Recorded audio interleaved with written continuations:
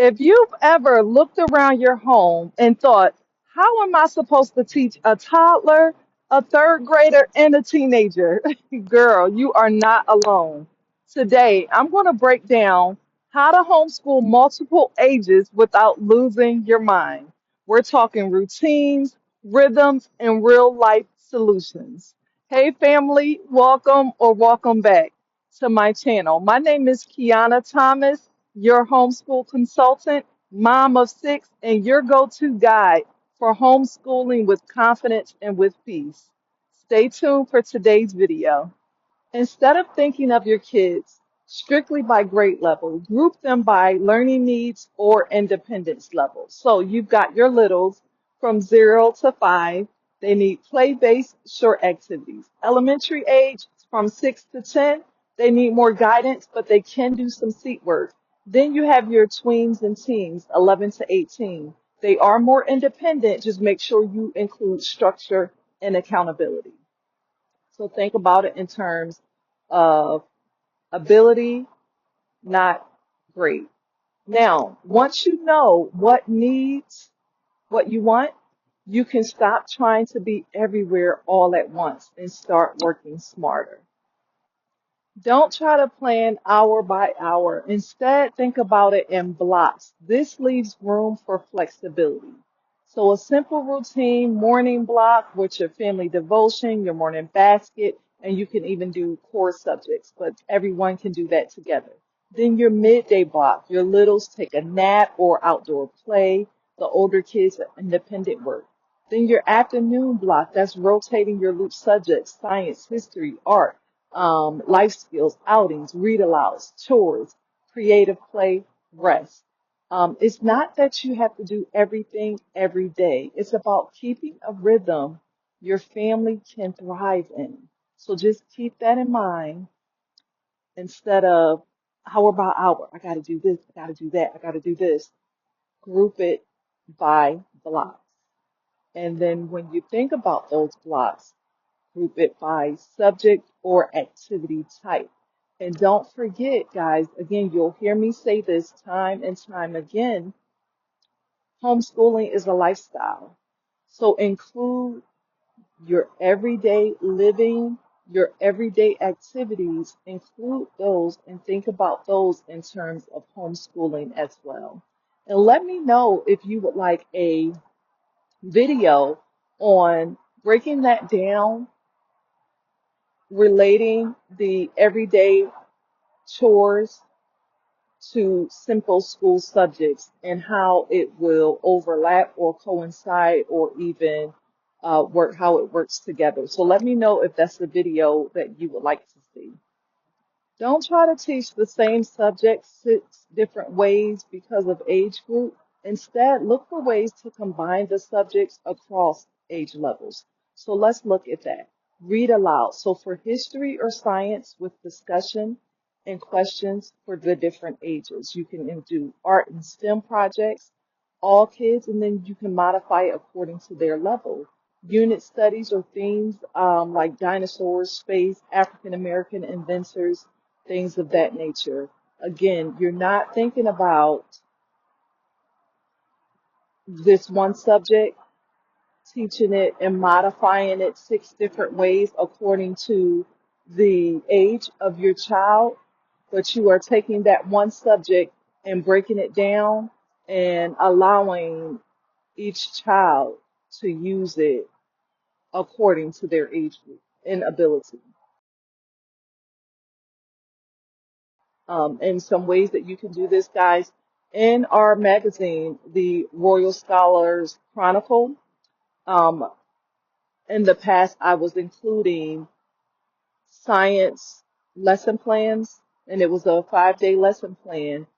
And in that lesson plan, I grouped the different topics and questions based off of this one topic or subject.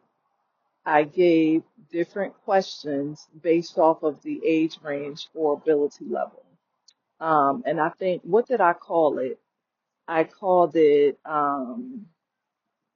probably something like beginner, intermediate, advanced.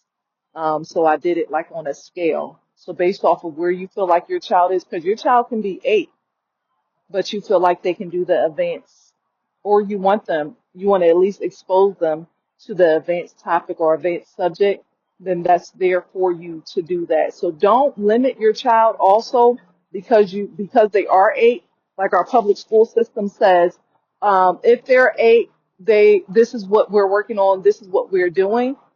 I encourage you in homeschool. Most homeschoolers do this. So this is really for my new homeschoolers, but I encourage you, if your child is 8 or, however old they are, do not limit them based off of their age. If you see them gravitating towards a subject that they are really interested in, they're really thriving in, and they want to explore it more, give them all the tools to explore that subject fully. Don't limit them or keep them in a box because of their age or ability level, because all of that is really relative. The more you give them and the more you expose them to, the more they will know. So encourage learning even outside and above what you believe their ability level is, and eventually they will catch on. Eventually they will gravitate and achieve proficiency in that area. Set up your older kids for success by training them to work independently. This will help you so much. So you can use something like a checklist or a folder system so you can let them listen to audiobooks, complete digital assignments, or write journal entries. But whatever it is, just teach them to ask 3 before me. So a book, a sibling, or the internet before interrupting. Meanwhile, this frees you up to focus on your younger kids, or take a moment to breathe for yourself. So we don't think about that. We don't think about resting. We don't think about self-care when it comes to homeschooling. But your rest and your sanity is just as important as your child. So although you are a homeschooling parent and you are the educator, that doesn't mean you have to run yourself ragged and try to do all the things. On one of the posts, I'm put it up here. I created this post with the woman, and she has like, I don't know, 6 arms, and she's juggling all the things. And some days it feels like that because we haven't taken the time, one, to empower our older children to do more. Um, I travel a lot. I'll share this quick story. And what I noticed, I love to travel. I love learning about different cultures and understanding different cultures and eating the food and all of those things. But and I look at the education of a lot of different cultures too, because education is my jam. And I'm just so interested in how others are doing it and why we here in America operate and do things the way we do, and why we are placed on the world scale, ranked on the world scale in education where we are. Why is that? So anyway, I love the Finland school model. What I wanted to say about that, what I found in America, we hinder our children and we almost handicap them. We do not give them the tools that they need to be independent. For I don't know if it's fear of them growing up or fear that they can't do it, or it's just the idea. I've heard and seen parents move out the way, that move the child out the way so they can hurry up and do it because they feel like the child is in the way, so they don't give their child enough time to, I don't know, let's say sweep the floor, and the parent is frustrated because the child is taking too long to sweep the floor, or not doing it right, etc. So they move the child out the way so they can do it themselves and hurry up and get it done. Well, again, you're doing your child a disservice. Or for cooking. Now, I'm going to be honest. Now, all my kids know how to cook. Some of them better than others. But I'm going to be honest. Sometimes it's frustrating. It can be frustrating because you're trying to tell them to do something and they don't want to listen, or you're trying to tell them to do something and they're doing it slow, or they're just in the way in our mind because we got a task to complete, right? And they're in the way. But I do it anyway. You have to have patience.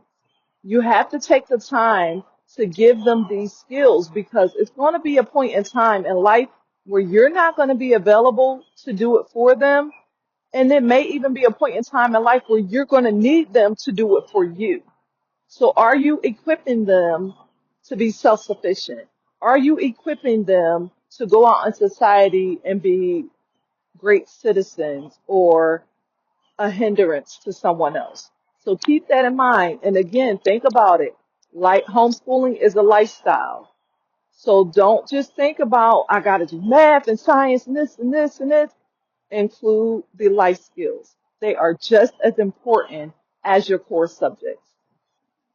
If it feels chaotic some days, it's okay. That's life. But guess what?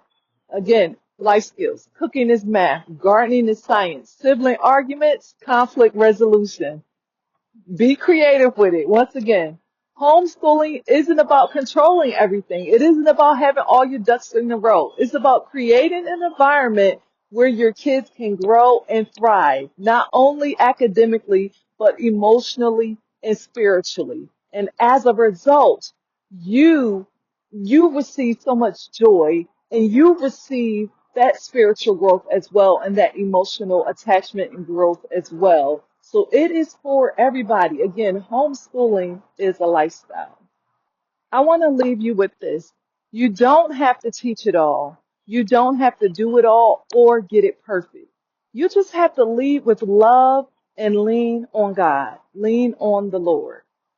So guys, if this helped you, download my free multi-age homeschool planner in the description below or visit royalscholars.org for more support, courses, and planning tools. I am here to support your needs. Again, thank you so much. If this video has helped you, I hope you feel less overwhelmed. Give it a like, subscribe, and comment below. Also, let us know what age groups are you teaching at home right now. Let's support each other. What ideas that maybe you thought about that was not talked about or introduced in this video, I would love to hear it. Let me know what you want me to talk about next. And as always, guys, thank you so much for spending your time with me because I know you have many options, but you chose to spend it with me. And for that, I am grateful. Until next time, peace and blessings.